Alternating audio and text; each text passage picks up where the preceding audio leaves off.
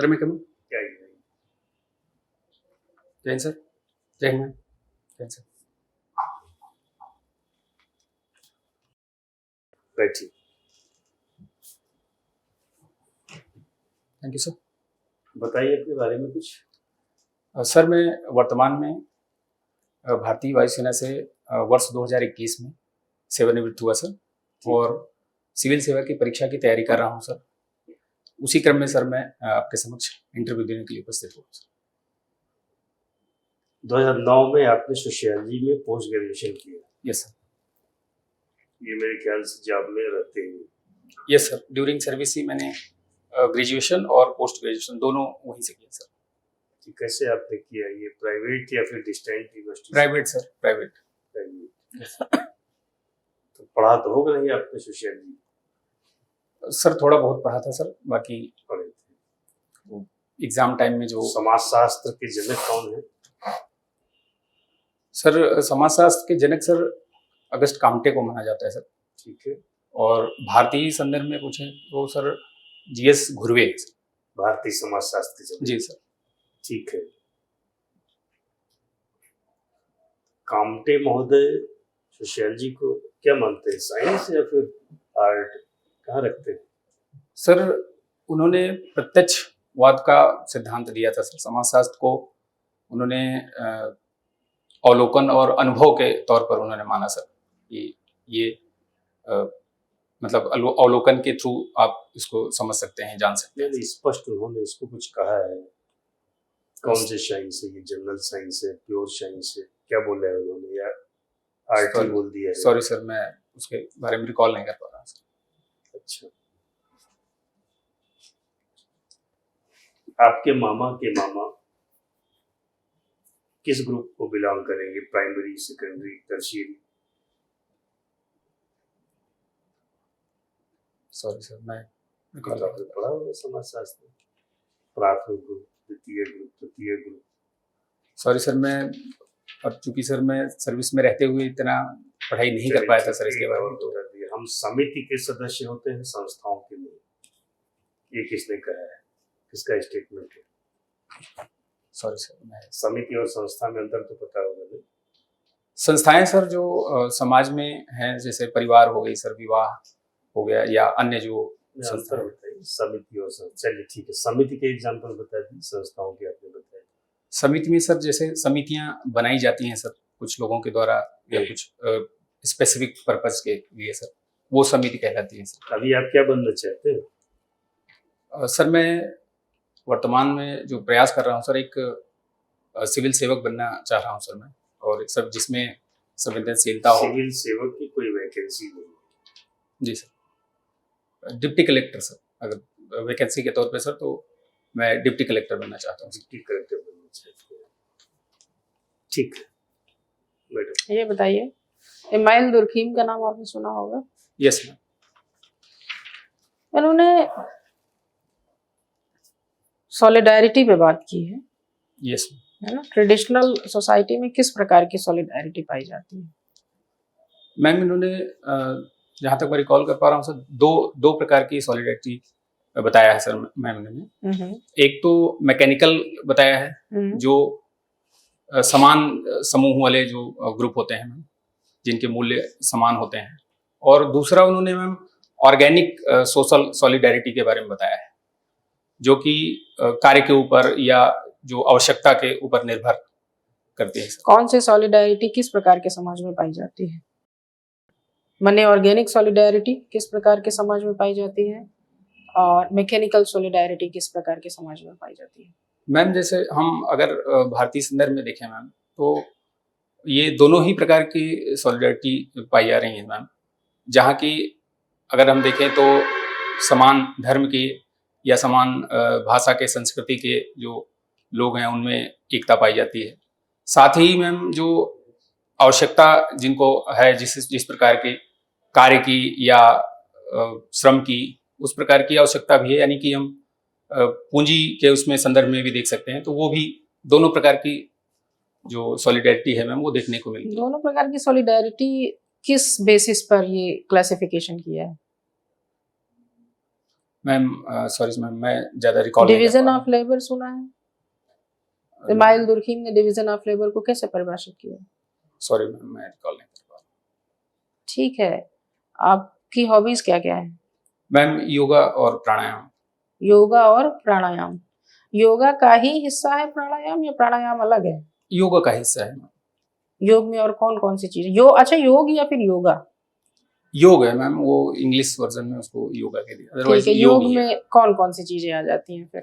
Ma'am योग में जो शुरुआत जो इसकी हुई है मैम, मैं नाम रिकॉल नहीं कर पा रहा हूँ, सॉरी मैम। उसमें यम, नियम, प्राणायाम, आसन, ध्यान, धारणा, समाधि, ये 8 अष्टांग योग की बात कही है मैम। ठीक सर। ये आजकल जो एक बढ़ता इम्पैक्ट आ रहा है एआई का, उसको लेकर के आपकी क्या सोच है? ये सही है, गलत है, या किस लेवल तक सही है, किस लेवल तक गलत है? जी सर, एआई वर्तमान समय में सर एक आवश्यकता के रूप में भी देखा जा रहा है, क्योंकि आने वाली जो जितने भी कार्य हो रहे हैं सर, या जो भी आर्थिक विकास या जो भी है, उसमें सब एआई का बहुत बड़ा रोल हो रहा है सर। अभी हमारे देश के प्रधानमंत्री ने भी सर एआई को लेकर के कहा है कि इससे डरने की जरूरत नहीं है, इसको सीखने की जरूरत है। और साथ ही उन्होंने ये भी मेंशन किया कि इसको हावी नहीं होने देना है, मानवता के ऊपर इसको हावी नहीं होने देना है।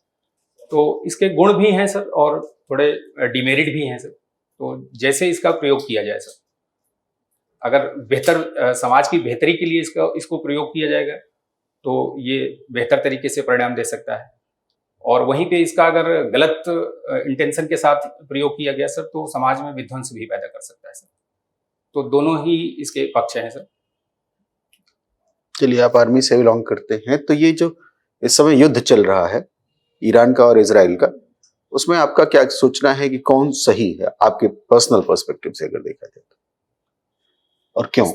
सर मेरे हिसाब से सर युद्ध का जो सही और गलत का निर्णय सर उसकी अपने देश की जो राष्ट्रीय हित है सर उसके ऊपर निर्भर करता है सर। किसमें है अपना राष्ट्र?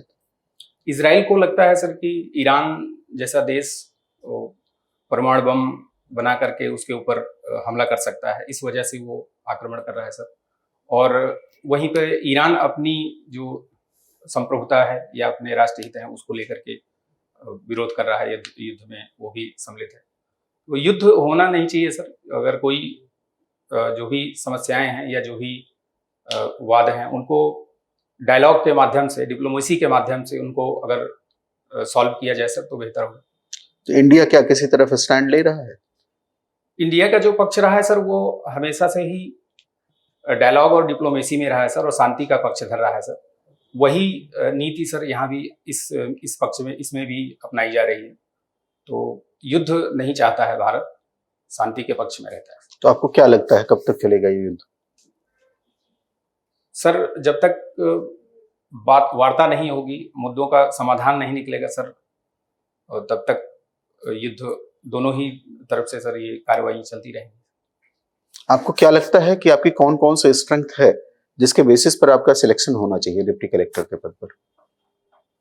सर चूंकि मैंने 20 वर्षों तक मुझे सर अवसर मिला एयरफोर्स में सर काम करने का, तो वहाँ पर सर मुझे सबसे पहला जो अनुशासित एक जीवन मिला सर। अनुशासित जीवन के साथ ही सर मुझे फिटनेस को लेकर के जो वहाँ पे जागरूकता बनाई जाती है वो, और जो ईमानदारी, सत्यनिष्ठा, या फिर वहाँ पे जो पब्लिक डीलिंग का जो काम रहा है सर, वो साथ में ही एक जो भ्रातृत्व की भावना और राष्ट्रहित की जो भावना है सर, वो सभी के साथ में सर यहाँ पे सिविल सेवा में भी उसको सर प्रयोग करके और यहाँ की जो सर्विसेज हैं सर उसमें बेहतर करने का प्रयास करूँगा सर। अच्छा, एक सामान्य सी सोच बनी है कि ऐसे पद जब हम यहाँ पर जाते हैं और जब हम आर्मी में आते हैं, वहां आप ऑनेस्टी की बात करते हैं, एक्सेप्टेड होती है, बट इधर बात करते हैं करप्शन बहुत सारा इन्वॉल्व है। कैसे डील करेंगे अगर इस तरीके की चीजें मिलती हैं? जी सर, आपने भी सुना होगा। जी सर, मैं आपकी बात से सहमत हूँ सर।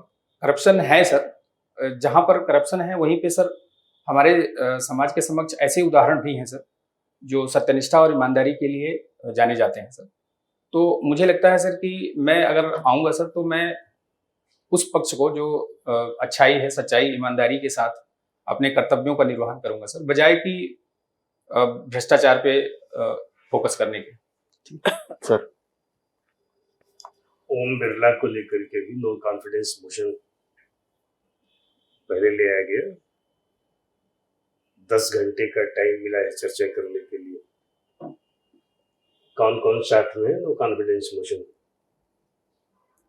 सर लो कॉन्फिडेंस मोशन में सर जो विपक्ष में कांग्रेस है सर, और कांग्रेस के साथ अन्य जो उनके सहयोगी दल हैं सर, मैं एग्जैक्टली नाम नहीं याद कर पा रहा सपा हो गई, सपा है सर, और सर तृणमूल कांग्रेस ने भी इसमें वो किया सर, सपोर्ट किया है सर, उसने भी, ठीक है। और भी हैं सर, साउथ के जो डीएमके है सर। हाँ। क्या होगा इसका प्रभाव? क्या विपक्ष ऐसी स्थिति में है कि ओम बिरला हट जाए? नहीं सर, ऐसी स्थिति नहीं है सर, क्योंकि उनके पास इतने वोट है नहीं सर। ये जानते हुए ये प्रस्ताव क्यों लिया जा रहा है? प्रस्ताव ये लाने का जो उनका मकसद है सर, उसके पीछे उन्हें लगता है सर कि ओम बिरला जो कि लोकसभा अध्यक्ष हैं, वो निष्पक्ष रूप से कार्रवाई का संपादन नहीं कर रहे हैं। ये तो आप कारण बता रहे हैं कि क्यों लिया है। हमारा सवाल ये है कि इसका क्या असर होगा।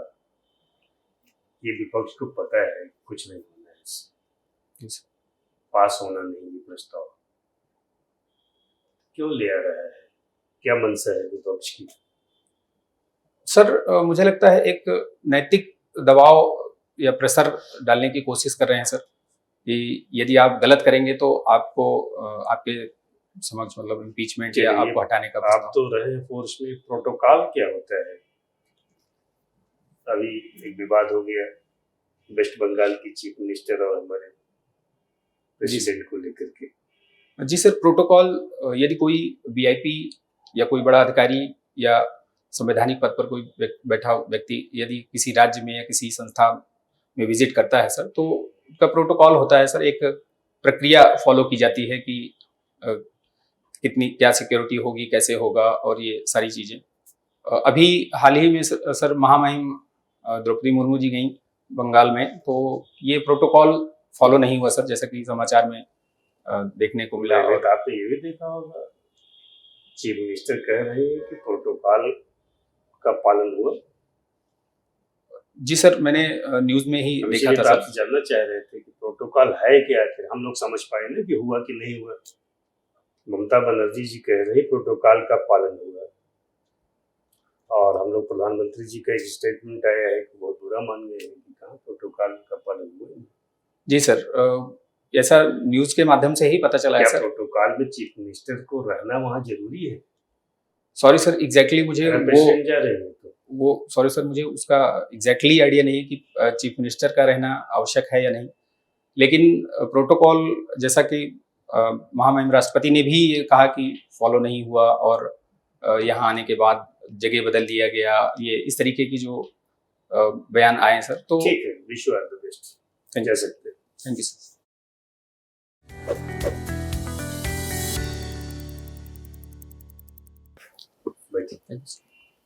कैसा रहा इंटरव्यू आपको? बहुत अच्छा तो नहीं रहा सर। नहीं, बहुत अच्छा था। हम सब लोग एक मत हैं कि आपने अच्छा दिया इंटरव्यू। Thank you sir. और भी एयरफोर्स और नेवी के लोग आ रहे हैं, आपने अच्छा किया, ठीक बातचीत कर रहे हैं, अप्रोच आपका पॉजिटिव है, स्पीच मैनरिज्म आपका ठीक है, कॉन्फिडेंस लेवल आपका अच्छा है। ये सब पर्सनालिटी के ट्रेड्स हैं जिनके आधार पर मार्किंग होती है। बाकी ठीक, किसी प्रश्न का उत्तर नहीं आता है तो बताइए, सारी बोल दीजिए। आता है तो बता रहे हैं, जैसे बताइए। बैठने उठने का तरीका आपका ठीक है, बातचीत करने का तरीका ठीक है। बोर्ड को आप एक बार में ग्रीट करिए। यस, सबको अलग अलग अभिवादन करने की जरूरत है। ठीक। 4 लोग रहेंगे, कोई महिला सदस्य है तो उनको अलग से कर लीजिए। और ऐसे जाते समय भी थैंक यू बोलिए और उन्हीं सधे हुए कदमों से लौटिए जिन सधे हुए कदमों से आप आए थे। थैंक्स। जीत का भाव दिखना चाहिए चेहरे पर, जी सर। जंग जीत करके जा रहे हैं, है ना? जी सर। अच्छा कर रहे हैं, शुभकामना। Thank you sir. इसको मेंटेन रखिए, न्यूज़पेपर पढ़ते रहिए, जी सर। जो चर्चित बोलते हैं उसको टू द पॉइंट राय बनाते रहिए, ऐसे आपको बताना रहेगा। ठीक है, ठीक। शुभ। Thank you sir.